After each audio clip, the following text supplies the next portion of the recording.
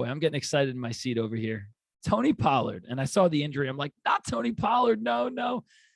Didn't practice. So it's a thigh injury.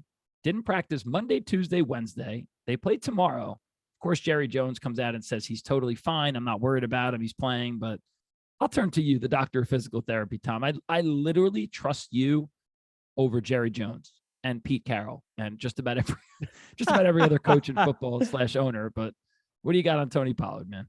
Well, Jerry may not be concerned, but it's a little concerning when your player doesn't practice in any capacity at all through the week. The day before a game, especially, right? Yeah, especially a game where your team's already clinched the playoffs, but, we just talked about how they're probably going to roll over the Titans.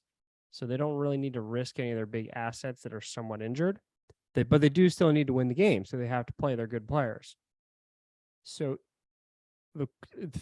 it's been described as a thigh injury. Usually that's a quad injury, which is quad's one of the strongest, most powerful muscles that we have outside of the glutes. And it's really involved in running, creating power, acceleration, which is what Tony Pollard is, to me, makes him stand out, as he just goes from 0 to 100 so fast. Sprinting, cutting, all of that a quad injury could impact. It's going to slow down all of those motions. So I could see him being limited and not being at his full capacity if he does play. Running backs, historically, it's a pretty good sample size.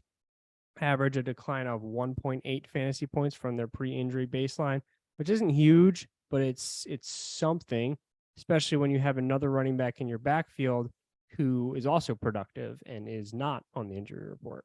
Right.